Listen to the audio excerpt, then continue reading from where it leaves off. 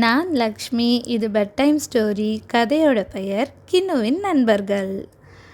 பீகார் ஒரு சின்ன கிராமம். அங்கே 4 பசுமாடுகள் வாழ்ந்துட்டு இருந்துச்சு.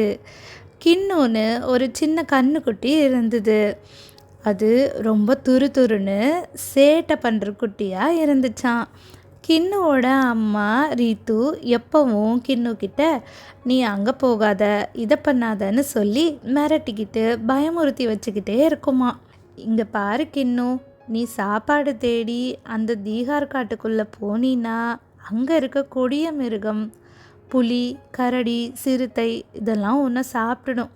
நீ எப்பவும் அம்மா கூடவே இருக்கணும் அப்படின்னு சொல்லி வளர்த்துச்சான்.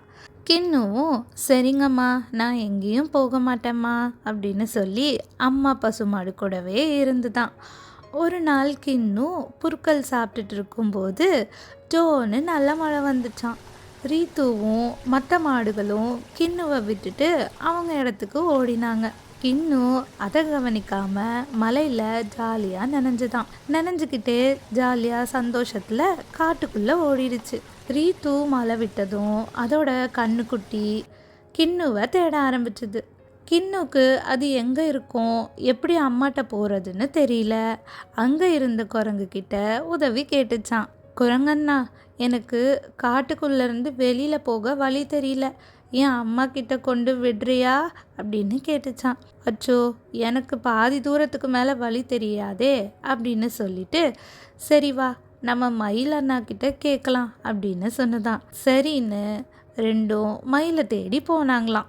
மயில் மழை வந்த சந்தோஷத்தில் டான்ஸ் ஆடிட்டு இருந்துதான். குரங்கையும் கண்ணுக்குட்டியையும் பார்த்ததும் என்ன வேணும் உங்களுக்கு அப்படின்னு கேட்டுச்சான். இந்த கண்ணுக்குட்டி அவங்க அம்மாவை விட்டு தெரியாமல் காட்டுக்குள்ளே வந்துடுச்சு, காட்டுக்கு வெளியில் போக நீ தான் வழி சொல்லணும் மயிலண்ணா அப்படின்னு சொல்லிச்சான். அவ்வளோதானே, வாங்க போகலாம் அப்படின்னு சொல்லி கூட்டிகிட்டு போனது மயில். போகிற வழியில் கரடி சத்தம் கேட்டுது. உடனே கண்ணுக்குட்டி சொன்னது, குரங்கண்ணா, மயிலண்ணா, ஒரு கொடிய மிருகம் வருது, எனக்கு சத்தம் கேட்குது அப்படின்னு சொல்லவும் குரங்கும் மயிலும் மரத்து மேலே ஏறி உக்காந்துருச்சான். கின்னுக்கு என்ன பண்ணுறதுன்னு தெரியல. கரடி பக்கத்தில் வந்தது. கின்னு என்ன பண்ணுச்சுன்னா ஒரு சின்ன செடி புதரில் ஒளிஞ்சுக்கிச்சு, முகத்தை மட்டும் வெளியில் இருக்க மாதிரி வச்சுக்கிச்சான். கரடிக்கு கின்னு இருந்ததே தெரியல. செடிகள்னு நினச்சிட்டு அப்படியே நடந்து போயிடுச்சான்.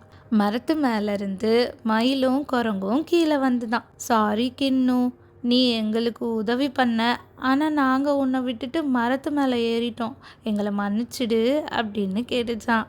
இனிமே நாம் 3 பேரும் ஃப்ரெண்ட்ஸாக இருக்கலாம், நாம் தினமும் விளையாடலாம் அப்படின்னு சொன்னாங்க 2 பேரும். கின்னுக்கு புது ஃப்ரெண்ட்ஸ் கிடைச்சது சந்தோஷமாயிடுச்சு. சரி, நான் என் அம்மா கிட்ட போகணும், அவங்க ரொம்ப ஃபீல் பண்ணுவாங்க, அதனால சீக்கிரம் என்னை கூட்டிகிட்டு போகிறீங்களா, காட்டை விட்டு வெளியில் போகிறதுக்கு வழி சொல்கிறீங்களா அப்படின்னு கேட்டுச்சான். கண்டிப்பாக நான் உன்னை கூட்டிகிட்டு போகிறேன் அப்படின்னு மயில் சொல்லிட்டு குரங்கு, மயில், கின்னு 3 காட்டுக்கு வெளியில் போனாங்க. அங்கே கின்னுவோட அம்மா காத்துட்டு இருந்தது. அதை பார்த்து கின்னு ஓடி போய் அம்மாவை கட்டி பிடிச்சிக்கிச்சு. அப்புறம் மயிலும் குரங்கும் தான் எனக்கு வழி சொன்னாங்கம்மா அப்படின்னு கின்னு சொன்னது. அவங்களுக்கு ரீத்து நன்றி சொல்லிச்சான்.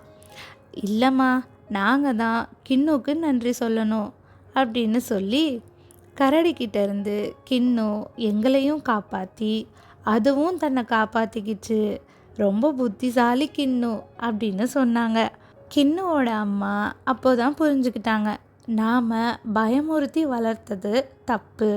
கின்னு பயந்து போய் காட்டுக்குள்ளேயே இருந்தா கொடிய மிருகம் என் கின்னுவை சாப்பிட்ருக்கோம், இனிமே தைரியத்தை தான் சொல்லி கொடுக்கணும் அப்படின்னு புரிஞ்சுக்கிச்சான். கின்னுவோட புத்திசாலித்தனத்தையும் நினச்சி சந்தோஷப்பட்டுச்சான். குரங்கு, கின்னு, மயில் 3 ஜாலியாக விளையாடவும் ஆரம்பிச்சுதான்.